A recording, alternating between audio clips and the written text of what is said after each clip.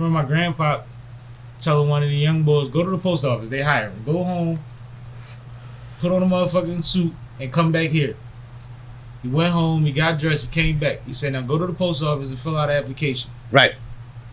Went to the post office, filled out an application just because he listened to my grandfather. He had the respect for my grandfather. He didn't want to do it. He admittedly didn't want to do it. Right. He retired from the post office about 15 years ago. Dang. You see what I'm saying? Right. Like that one little oop. Your grandpa told him. It be what it be. And he probably seen he was getting some bread. Got him shaved up and all. Now go do your thing. Sometimes all you need is a little push though. That's all people be needing. Like these young boys, they don't even be knowing what they want to do. You drop a little jewel on them and they take it in and go move on it, change their whole life. But like you be surprised. You fucking with this Playboy? No, I'm good. I got one. You right. looking. But just imagine like being able to look back and be like, he raised his grandbabies off that job. You know what I'm saying? Like that's powerful. Right. It's powerful to be able to inspire. And that's why I always be boosted with people like you. Mm-hmm. Shout out to Gio, people like that. Right. That really just always give good energy. And I know when y'all talking to these folk, y'all not telling them no bullshit. Right. You know what I mean? Y'all not feeding no cool shit. You're not surrounded. Your barber even got sense. You know what I'm saying? Like that type shit. You gotta know like you've been through some stuff. If you don't get that gain to the next man, what you doing out here? Like I feel as though as you get older, you gotta start giving back, reaching back and pulling people. And that energy thing become more and more real because you how much more you got to waste. Right. You getting older. How older. many more frivolous conversations do you really want to have unless they're enjoyable? Right. You know what I mean? We can shoot the shit about the Lakers and the all day long. And that's all cool. Day long. Don't hurt nobody, don't mean nothing to nobody, but that's fun. Right. But outside of that, I'm not no trivial shit. Not at all. I rather build. Right. You know what I'm saying? That's what it's about, so man. I respect people like y'all because that's what y'all want. And once again, salute to Gio. We talk about you off camera. Facts. Much respect, man. Much respect. I know you'd have been here if you could have been here. Try to get it. The fact that you ain't here mean that you doing what you supposed to do, and I appreciate that, man. Mm-hmm. I appreciate that. No, but is Gio on a project? You know what? Gio is on a project. What's the name of that joint? That joint called For Sale. You know I had to put a hustler on the song. I'm talking about hustling. Yeah, you know what I'm saying? Yeah. Did he do the hook? He didn't do the hook. I did the hook, but he gave me a fire verse on that joint. I let him go last too. Come up with them hooks kind of fast, man. Yeah, I let him go last on this joint. So you know what he let him anchor it? I let him anchor it. I let him anchor it.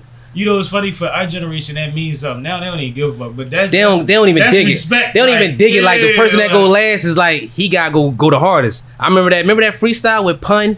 Everybody sit at the table, DMX, Cannabis, and Cannabis got over like, yo, I deserve to go last. Like he meant that shit. Like I felt what he was saying though, and they respected it though, and he killed that shit though. That's when I think he came at LL on that joint. I don't think people realize what level Cannabis was at. Like he was running around Cannabis with the Lost Boys. He was on a song with LL. Like he really. And then he was doing songs with. Then we had songs with the fucking Maya and all them Ghetto Superstars. I heard Wyclef had him plugged in, but in my opinion, about before the Wyclef play.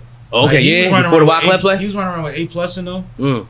You know what I'm saying? With the Lost Boy, LV fam and all of that. Whatever happened to that boy A+? I don't know, but the crazy thing about it is, I think he came out wrong. I think, you know how you on that borderline of like being grown, and you come out with the kid shit, and then like next year you grown. Like you don't even want to do that no more. And he could really rap.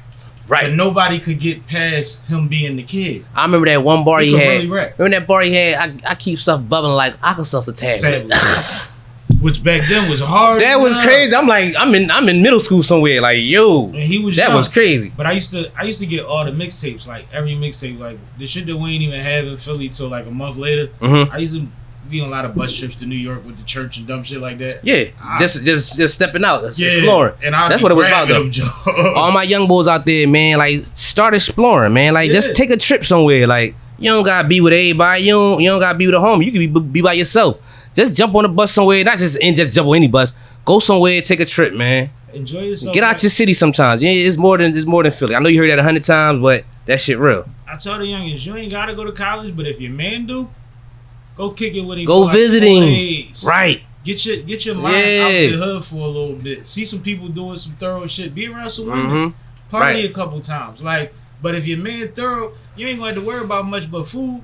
Right. If that, you know what I'm saying? But like, just do it for yourself, just to see. Like, that's a vacation. That's dope. Yeah, get up out of here. You could catch them up, mega bus to that. You know what I'm saying? I remember taking trips down south. go holler at it, go play at college or something, just because it was something to do, and I wasn't doing it. We used to go homecoming hopping. We used to go to everybody's homecoming. Yep. I pop up at your homecoming with 20 people with me, all with sweatsuits and velours on. We used to be drawn like we out 20 there. people with me. Mm-hmm. Yeah. Yeah, we used to be loaded, packed in little shit, Altimas, Saturns, rented a Tahoe or something. You know what I mean? Like we used to make it happen, bro. It pop up. We used to have women with us. I remember that trip. I remember trips like that, man. Yeah. Good old days, man.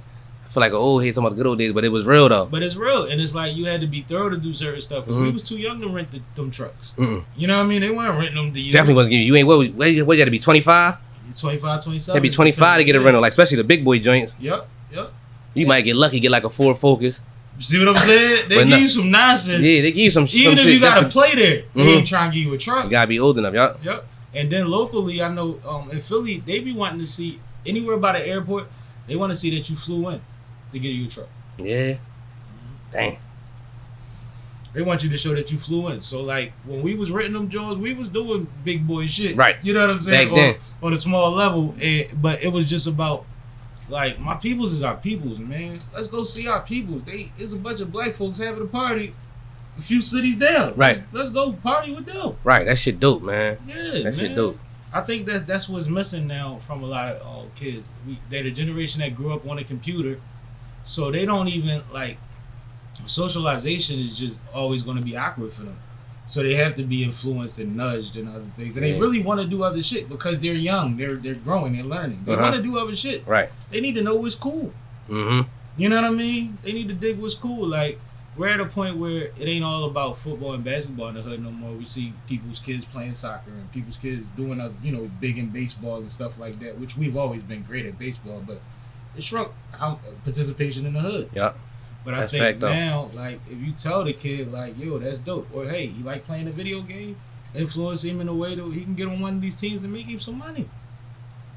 Make him some money. You ain't the idiot for sitting in front of the video game no more. Gotta get the young boys. You can harness that. Gotta give him the game at all aspects of it. And then what happens? Now he's traveling. Now he's getting on buses and going to other towns for competitions and socializing. You see what I'm saying? But he's still on the video game. Just because he was playing a video game in the career. Yeah, that's facts. So, I hear you on that one. That's what I'm on with it. But for somebody that you've been doing this a while, you put out a new project, you got new energy out here. What do you want to do differently this time than you've done in previous projects? Yeah, that's a good question. I think I gotta get more visual, man. I gotta shoot a vid for each joint. I only got 4 joints. Yeah. Why not shoot a vid for each joint? Yeah. I got to. You know what I mean? Like that's something different. Don't do them all in one day though. I know you. No, I ain't gonna do them all in one day. I know you. You know, ain't enough hours in a day to shoot a whole video. 4 Please joints. don't shoot them all in one day.